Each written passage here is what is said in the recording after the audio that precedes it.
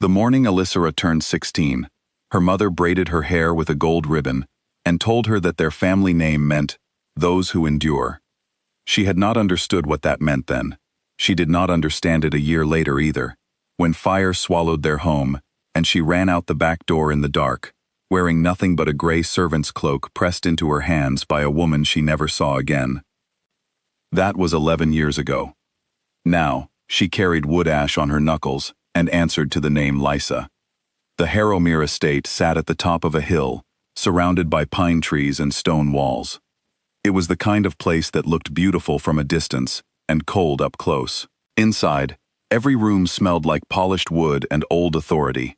The people who lived there, the guards, the advisors, the noble guests, moved through the hallways like they owned the air.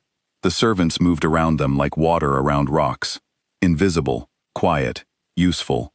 Lysa was the most invisible of all. She woke before the sun every morning.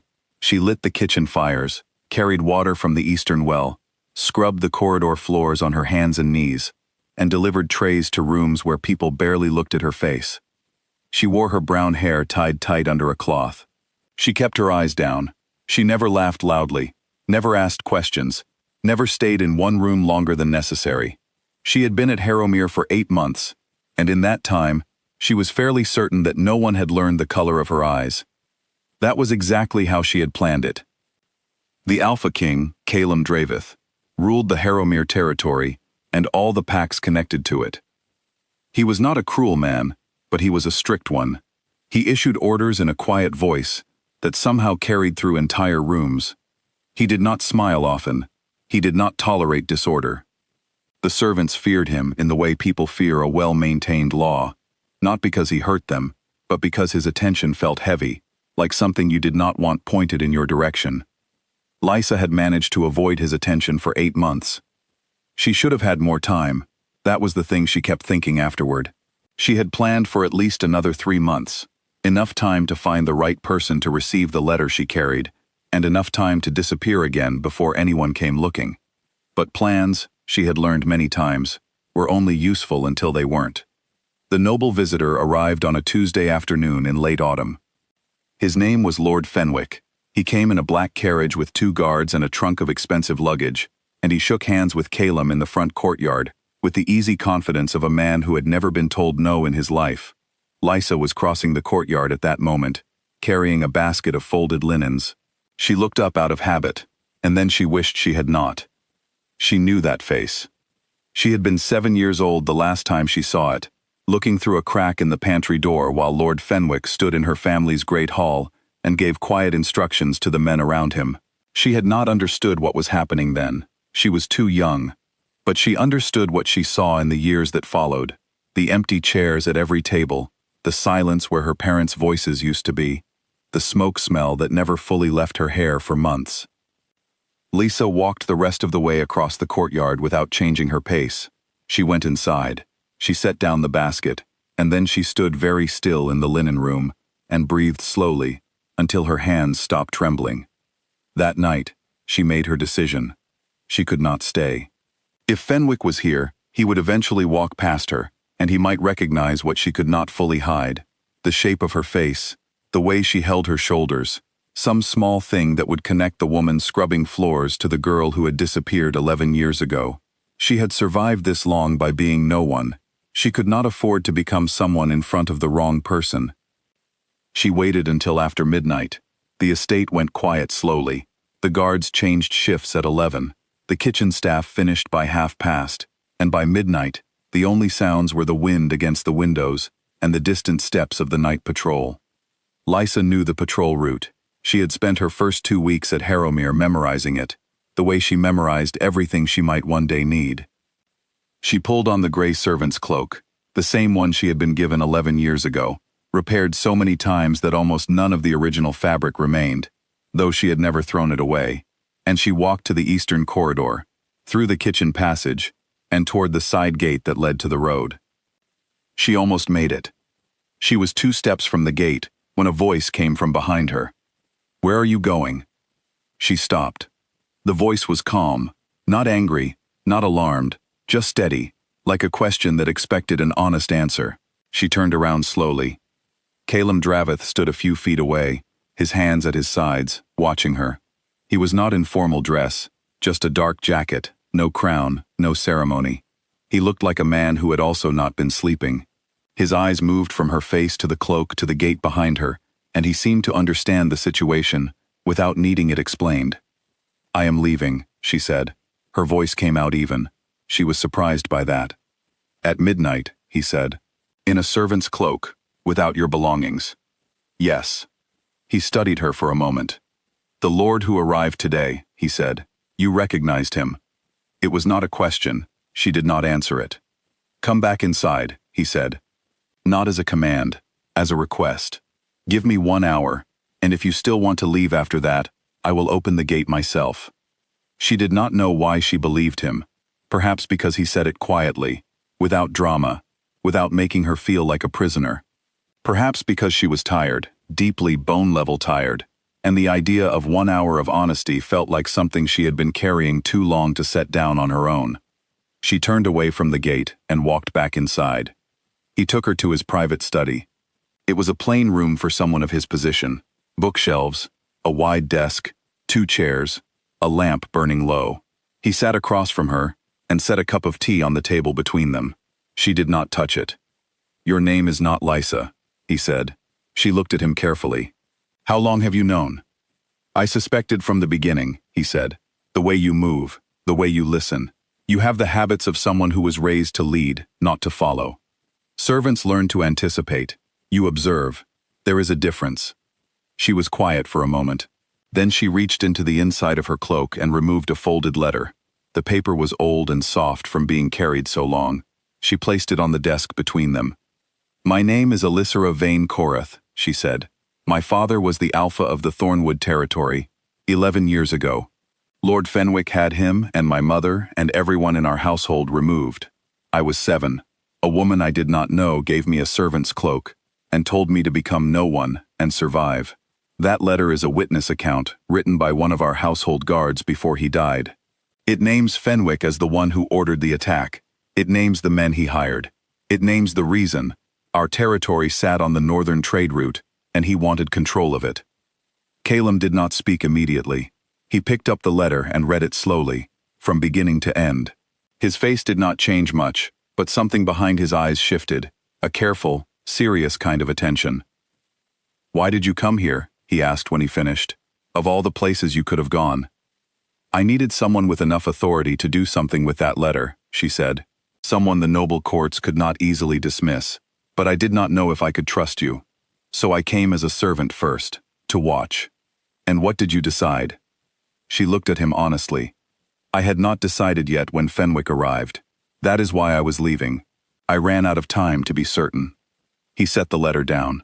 He leaned back in his chair and looked at the ceiling for a long moment, like a man counting the cost of something. "If I act on this," he said, "it will create serious problems. Fenwick has allies. There will be questions, arguments, delays. It will not be simple." "I know," she said. "I have known that for 11 years.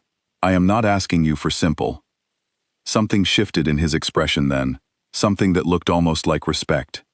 He did not sleep that night. She knew this because she did not sleep either, and through the thin wall of the room he had given her, a guest room, not the servant quarters, which surprised her, she could hear him walking slowly back and forth in the hallway at 3 in the morning. At dawn, she heard a knock on a different door down the corridor. Fenwick's room. She dressed quickly and stood outside in the hallway. Through the guest room door, she heard Calum's voice, low and direct. She heard Fenwick's voice rise, first in surprise, then in denial, then in something that sounded like negotiation. She did not go inside. She waited. When Calum opened the door, he looked at her with an expression she could not fully read. "He is asking to see who made the accusation," he said quietly. She thought about that for exactly 3 seconds. Then she pushed the door open and walked in. The room was bright with morning light. Fenwick stood near the window in his traveling clothes, silver-haired and composed, the kind of man who had spent his whole life walking into rooms and expecting them to rearrange themselves around him. When he saw her, that composure cracked. Not completely, but enough. "You," he said. His voice was very quiet. Me, she agreed. He looked at her for a long time, and then, in the way that only truly cornered people speak, he said something she had not expected. He did not deny it. He did not apologize. He simply said, "Your father refused to negotiate." That made things complicated. There it was, after 11 years of wondering, of carrying the weight of a story she only knew in pieces. There it was, spoken aloud in a bright room, without shame, without grief, without any understanding at all of what it had cost. She closed her eyes for 3 seconds. She breathed. Then she opened them again. "Thank you," she said, "for saying that in front of a witness." Calum had Fenwick taken into custody before noon. Under Highland Pack law, the authority to do so belonged to the ruling alpha of the territory, and that was him. It would create problems. He had been honest about that. But he did it anyway, and he did it without hesitation, and that told her something important about the kind of man he was. The estate changed after that, in small ways. The servants heard pieces of the story and filled in the rest themselves. Some looked at her differently, with surprise, or curiosity, or a kind of quiet apology for all the mornings they had walked past her without a word. She did not hold it against them. She had worked very hard to be invisible. She could not blame people for believing what she had shown them. On the third day, she went to the laundry room and took the gray servant's cloak from the hook where she had left it. She folded it carefully, the way she had folded it 100 times before, her hands knowing the shape of it without thinking. She set it on the shelf near the window. She stood there for a moment, looking at it. That cloak had been her home for 11 years. It had kept her safe in ways that walls and locks never could. It was the most important thing she had ever owned, and also the thing she was most ready to leave behind. She walked away from it and did not go back. That evening, Calum found her in the eastern courtyard, standing near the iron gate. She was not trying to leave this time. She was just standing there, looking at it, in the way that people look at things they no longer need to fear. "You could have told me sooner," he said, coming to stand beside her. "You were not someone I trusted yet," she said. He nodded slowly. "And now?" She considered the question seriously, the way she considered everything. "Now I am deciding," she said. "That is already very different from before." He accepted that. He did not push for more than she was offering, and she noticed that too. The way he listened without filling the silence, the way he stood next to her without making her feel that she owed him anything. It was a small thing, but after 11 years of owing her survival to her own silence, small things felt large. The formal process took months. There were hearings and documents and long, complicated meetings with people who wore too many rings and spoke in careful circles. The Thornwood case was reopened. Other witnesses came forward, people who had stayed quiet for years out of fear, and who found, when one voice spoke clearly, that they could speak too. Fenwick's political allies scattered the way such people always do when the ground shifts beneath them. Elisera sat in every hearing. She answered every question in a clear, steady voice. She wore her hair down. She did not lower her eyes. She was given back her family name formally, in a document signed by 3 territory authorities, and witnessed by Calum. It was a short ceremony, nothing grand. 2 chairs, a table, morning light, and a pen. She signed her name and sat quietly for a moment afterward, looking at the letters on the paper. Elisora Vane Korath. She had written it in secret 1,000 times over 11 years, in the margins of books, in the dust on windowsills, erased immediately after.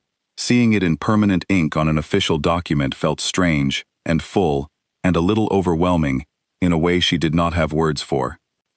She folded her hands in her lap and breathed through it. Later, walking back through the estate, she passed 2 young servants carrying linens down the corridor. They stepped aside to make room for her, not because they were afraid, but because they recognized her now. One of them gave a small, shy nod. She nodded back. It was such a simple thing, being seen, being nodded at in a hallway. She had lived so long without it that she had forgotten how ordinary it was supposed to feel, and how much its absence had weighed on her without her ever naming it. She had survived by learning to disappear. She had carried that skill with her so long that it had become part of how she understood herself. Someone who moved through spaces without leaving marks, who kept her name close and her face blank, and her plans private. That way of living had saved her life. She would never call it wrong. But it had also cost her things she was only now beginning to count. 11 years of not being known. 11 years of gray walls and careful silence, and the particular loneliness of a person who cannot afford to be found out. 11 years of carrying a name that she whispered only when no one could hear. She was 27 years old. She was tired in the way that people are tired after a very long journey. Not a bad tired, but a finished one. The tiredness of someone who has arrived somewhere and can finally, carefully, sit down. She did not know what came next. The territory would need attention. The legal process would continue. There were relationships to build and decisions to make, and a whole future that had been waiting quietly while she survived her way toward it. None of that was simple. None of it was guaranteed. But she was walking through the hallways of Harrowmere with her head up, and her name was written in permanent ink on an official document, and somewhere in a laundry room, a gray servant's cloak sat folded on a shelf. Not thrown away, not forgotten, but resting.